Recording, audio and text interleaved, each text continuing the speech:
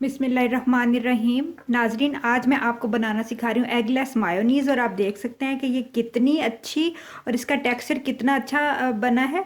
और वीडियो शुरू करने से पहले गुजारिश है कि आप मेरे चैनल को सब्सक्राइब कर दें, बेल आइकॉन का बटन प्रेस कर दें ताकि मेरी हर आने वाली वीडियो आपको मिलती रहे। और ये बिल्कुल एगलेस मायोनीज़ है, इसमें हमने अंडे का इस्तेमाल नहीं किया और इतने कम इंग्रेडिएंट से ये बन जाती है कि हमारे घर में वो इंग्रेडिएंट्स हर वक्त मौजूद होते हैं। और आपने मेरी वीडियो को पूरा वॉच करना है ताकि आपको इसका स्टेप बाय स्टेप समझ आ सके। और इस मायोनीज़ को आप सिर्फ एक हफ्ते के लिए फ्रिज में रख सकते हैं, बाहर आपने नहीं रखना और एक हफ्ते के बाद ये वेस्ट हो जाएगी। इसलिए कोशिश करें उतनी बनाएं जितनी आप इस्तेमाल कर सकें।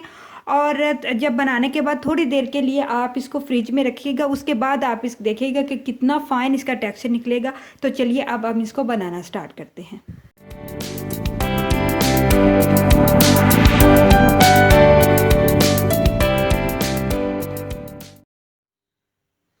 एगलेस मायोनीज़ बनाने के लिए हमें किन किन इंग्रेडिएंट की ज़रूरत है तो आप नोट कर लीजिए। 50 ग्राम मैंने ऑयल लिया है, आप किसी भी कंपनी का ले सकते हैं, ऑलिव ऑयल भी यूज़ कर सकते हैं, मैं ऑलिव ऑयल यूज़ कर रही हूँ।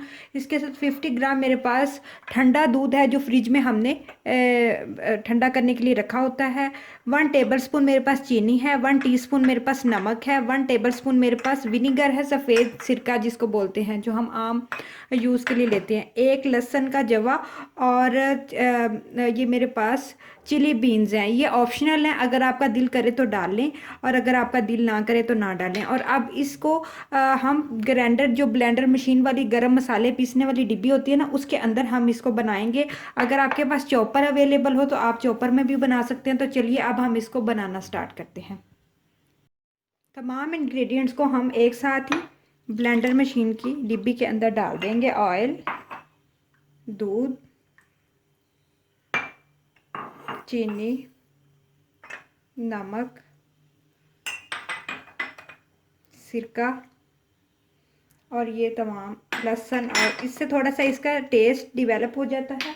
और अब इसको अच्छी तरह बंद कर देंगे और अब तकरीबन 5 मिनट वक्फे वक्फे से हम इसको चलाएंगे, ताकि ये पहले 1 मिनट चलाएंगे, फिर देखेंगे, फिर 2 मिनट चलाएंगे। अगर हमारा दूध और ऑयल ठंडा हो तो ये जल्दी भी बन जाती है। तो चलिए अब हम इसको ब्लेंड करते हैं।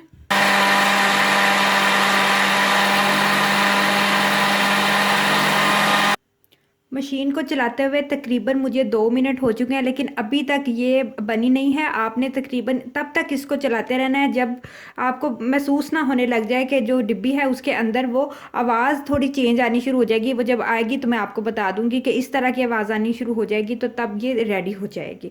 आपने ऑयल और दूध बराबर ही लेने हैं, यानी 50 ग्राम अगर आप ऑयल ले रहे हैं तो 50 ग्राम ही आपने इसमें मिल्क ऐड करना है। मुझे इसको चलाते हुए तकरीबन 4 से 5 मिनट होने वाले हैं और अब इस स्टेज पे आ चुकी है कि अब जो अंदर से ब्लेंडर मशीन है वो बड़ी मुश्किल से चल रही है। तो इट्स मीन कि हमारी मायोनीज़ रेडी हो चुकी है। तो मैं आपको इसकी आवाज़ भी दिखाती हूँ। ये देखें, जब हम इसको स्टार्ट करते हैं तो बड़ी आवाज़ मुश्किल से आती है, तो इट्स मीन कि ये रेडी हो चुकी है।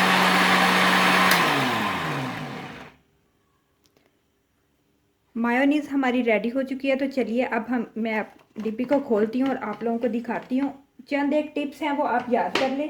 पहली टिप्स ये है कि आपने दूध और जो ऑयल है वो दोनों ठंडा लेना है, यानी कि फ्रिज में रखा हुआ। ये देखें कितनी अच्छी सी हमारी मायोनीज़ बन गई है। और अब मैं इसको इस जार में निकालती हूँ। दूसरी टिप, आपने अगर आप मुसलसल ब्लेंडर मशीन चला रहे हैं और आपकी अच्छी सी ब्लेंड नहीं हो रही तो इट्स मीन कि आप इसके अंदर थोड़ा सा ऑयल और शामिल कर दें तो ये अच्छी सी ब्लेंड हो जाएगी।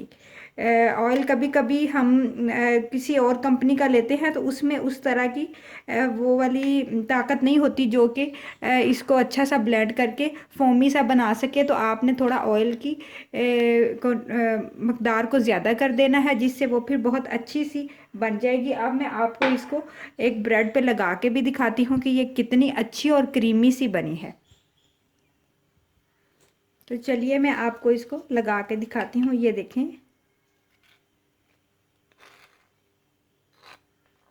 कितनी अच्छा सा इसका टेक्सचर है।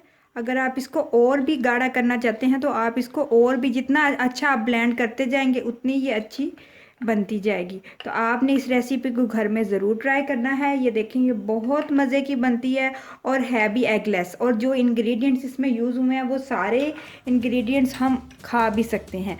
यानी कि कच्चे अंडे को खाते हुए तो हमें थोड़ा सा फील होता है कि ये अंडा कुक नहीं है, तो कुछ लोगों को तो एग से एलर्जी भी होती है, तो उनके लिए ये बहुत अच्छी है। तो आपने इस रेसिपी को ज़रूर ट्राई करना है। अपना बहुत सारा ख्याल रखना है। अल्लाह हाफिज़।